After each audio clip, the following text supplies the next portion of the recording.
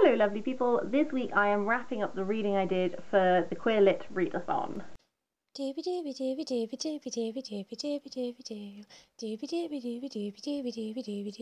vlogs. So last week I set myself 4 books to read for the Queer Lit Readathon. I read 4 books, but one of them was not the books that I intended on reading. So I'm going to start at the beginning and go forward from there. So the first book I read was Crimson by Niviaq Korneliussen. This fulfilled the prompts of, oh, I'm doing it off the top of my head. So, translated work, a new-to-me author, transspec MC, did not have bisexual, pansexual representation. I wasn't sure if it was going to, turns out doesn't. I think that's everything. I think that's all the prompts. This is about 5 people living in Greenland whose lives are intersected, and the narrative is split into 5 different narratives, each from the point of view of a different person. The narrative styles were interesting. So, like, the first person of Fia was very, like, stream of consciousness. I was a little overwhelmed on the first page because, like, the sentence is so long.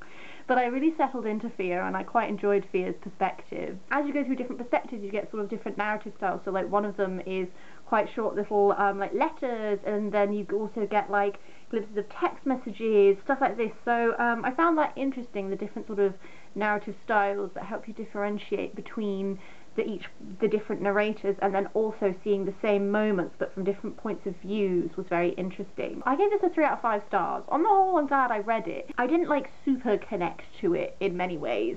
I think the storyline I connected with most is this one of Fia, who is sort of realising that she's attracted to women, but very specifically attracted to Sarah, and then that sort of relationship. That was my favourite thread throughout this. Ivik's story of struggling with gender dysphoria was interesting. I felt like it was I felt like it was a little bit very much focusing on sort of the physicality of Ivik, and then also how that relates to Ivik's relationship with Sarah, and very specifically like the sexual relationship they have. I felt a little bit like we were having Ivik's journey through the lens of Sarah in many ways. Like a lot of it felt like how it related to Sarah rather than necessarily how it related to Ivik. That's something I'm still sort of like thinking about. I will give some trigger warnings for this. So alcoholism is one. Also sort of internalized homophobia. One of the perspectives of this was deliberately so, because they're going on their own journey as a character, but there were some passages very much of people spouting very homophobic beliefs, which was, oh, you read them and you're a bit like, oh great, oh thank you. That's, if anyone's homophobic around me, that's what's going on in my head, I think, apparently. So yeah, on the whole, interesting. I'm glad I read it.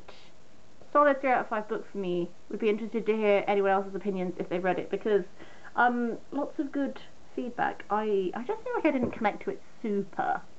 The second book I read was Trans, a Memoir by Juliet, Jacques, which completes the challenges of a non-fiction. Again, transspec MC, because it's a memoir, so the main I know, I'm like, is it a main character if it's a human being who's telling you their life story? I don't know. And also another new author to me. Everyone in this is a new author to me, actually, which is fun.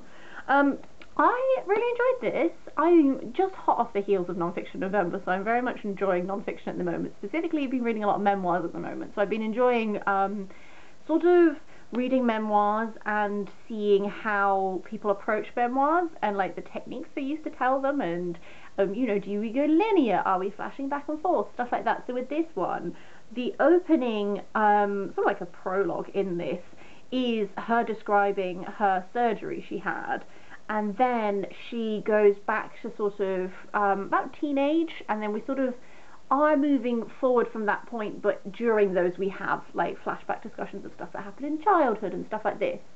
I found this thoroughly interesting. I felt like it was written in a way, some people on Goodreads were like, I found the writing style really dull, and I was like, I really liked it. It was like, I felt it was quite clear and straightforward. As well as telling her life, she has these sort of like little insert asides where it's just like, here is a topic, for example, surgery. Let's look at how that developed and became a thing.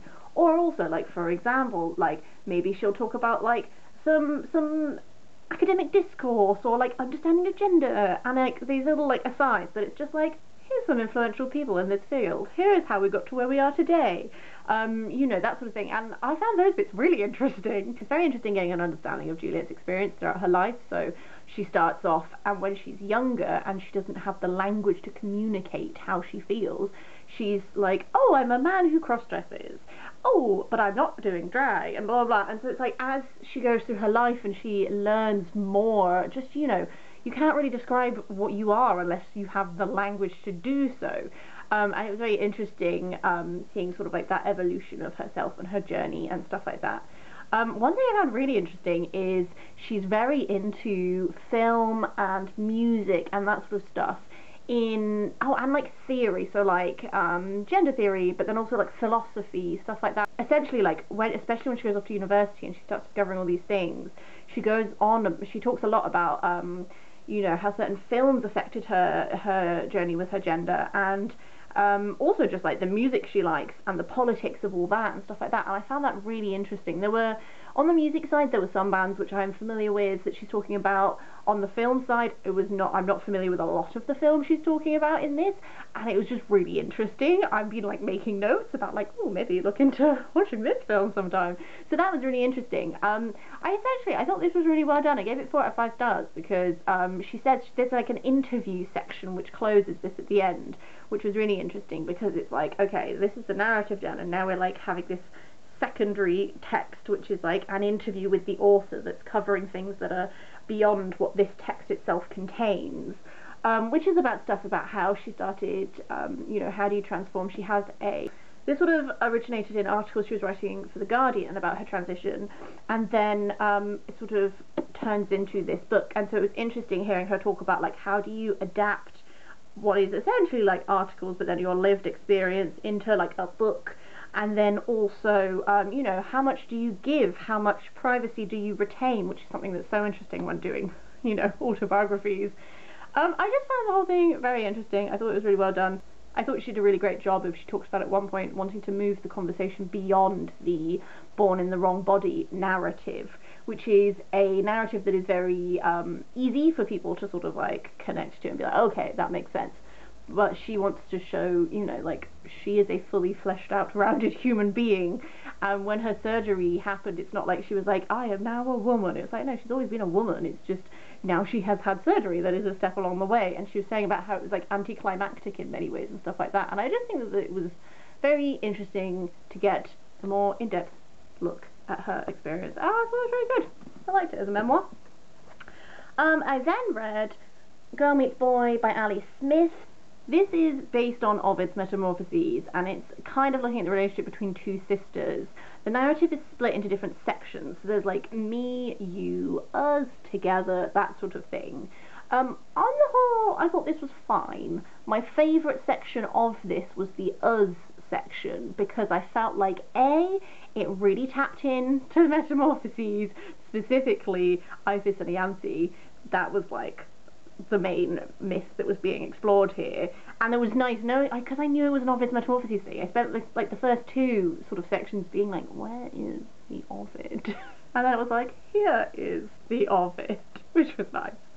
But also the prose in that one was just so lyrical, and it's so that particular chapter is about the person who the first chapter is about falling in love with this girl, and then exploring like the ambiguities. She keeps referring to her as like the girl who was a boy, the boy who was a girl, that sort of thing. There's this whole like gender ambiguance and just their relationship and like how the myth is playing into it and stuff. That was a real highlight, that section for me. The second section, which is from her sister's point of view, is very stream of consciousness, and lots of brackets and lots of like everything rolls on, and I didn't really connect to her sister's narrative as much. On the whole, it was a very sweet sort of look at this relationship between these two sisters, and then also like the romantic relationships they have, that sort of thing. It was interesting. I would maybe be interested in reading more Ali Smith. I'm not 100% sure. I liked this enough to read more. I just don't know if I'm actually going to buy more. But on the whole, it was interesting. feel like I didn't sound sure then. It was interesting. I just also at times wanted a little bit more, but then it is such a little snapshot, I think. So I think it did it well. So I had initially set myself to also read Nothing Ever Happens Here by Sarah Hager Holt, which is a middle grade book. Essentially, I realised I wasn't going to have time to read the whole thing in order to wrap it up for this. So instead, I decided to read something which I knew I would have time to fit in, and that is Knit One, Girl Two by Shira Glassman, which is a Jewish female-female romance, which was so cute. It was so sweet, so it's like less than 100 pages, and it's just about this girl who she's knitting, she's big on knitting, and she does this thing called sock club, where people like pay, and then every month they get sent like a hand-dyed luxury yarn, and then she discovers these paintings in a local art gallery and is so inspired and wants to collaborate with the artist. So she meets the artist and maybe these feelings occur. It's very much a cute, sweet romance. It's very little, it's very short, but it was just like the little balm my soul needed, just to round it all off, because these were good, but especially both of the fictions, I felt a little detached from them at times, and I just really wanted something that was really sweet where I could just be like, oh, lovely. And that's what that was. It was very cute. I would definitely recommend it. I want to read more of Shira Glassman's stuff because I've heard that she just does like female-female romances in varying different cool ideas, and I think that that's really good, and that's what my soul wants a lot of the time. That's everything I read in the week. As per usual, have you read any of these? I'd love to hear your thoughts on them. Also, did you take part in the Queer Lit Readathon? What did you read? What was your highlight read? Any of those things and more I would love to hear about in the comments down below. Otherwise, I will see you next time for something different.